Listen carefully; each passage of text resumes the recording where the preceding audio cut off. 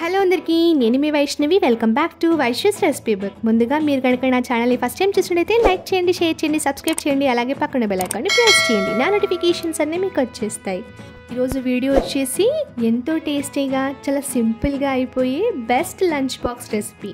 పిల్లల కోసం మార్నింగ్ ఎక్కువగా హడావిడి లేకుండా టేస్టీగా, సింపుల్గా వాళ్ళ లంచ్ బాక్స్ రెసిపీని ఎలా చేయాలో చూసేద్దామా?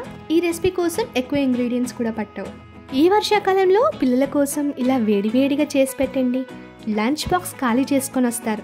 మరి సింపుల్ అండ్ టేస్టీ ఎగ్ రైస్ని ఎలా చేసుకుందామో చూసేద్దామా? ముందుగా స్టవ్ పైన కడాయి పెట్టుకొని అందులో 2 టేబుల్ స్పూన్స్ ఆయిల్ని యాడ్ చేసి, ఆయిల్ హీట్ అయిన తర్వాత 2 గుడ్లని ఆయిల్లో ఇలాగ చూపిస్తున్న విధంగా పగలగొట్టేసుకొని కాస్త సాల్ట్ని యాడ్ చేసి 1 నిమిషం పాటు కలపకుండా అలా వదిలేసి ఇలా చూపిస్తున్న విధంగా కలిపేసుకోవాలి.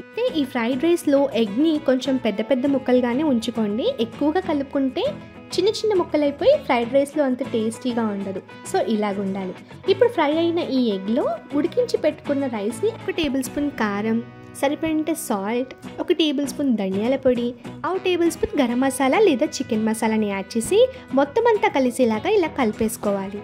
మీరు కావాలంటే ఇక్కడ మిరియాల పొడిని కూడా యాడ్ చేసుకోవచ్చు. ఇప్పుడు మసాలాలన్నీ కూడా అన్నంలో కలిసేలాగా చక్కగా చూపిస్తున్న విధంగా కలిపేసుకోవాలి.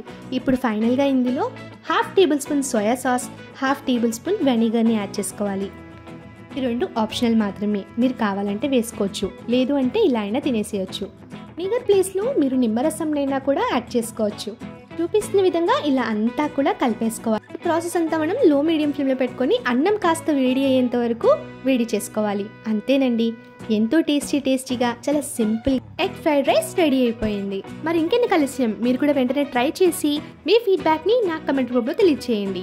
వీడియో నచ్చినట్టయితే లైక్ చేయండి, షేర్ చేయండి, సబ్స్క్రైబ్ చేయండి. అలాగే పక్కన బెల్ ఐకాన్ని ప్రెస్ చేయండి. నా నోటిఫికేషన్స్ అన్నీ మీకు వచ్చేస్తాయి. మరొక అమేజింగ్ రెసిపీతో మీ ముందుంటాను, మీ Vaishnavi. Thank you for watching.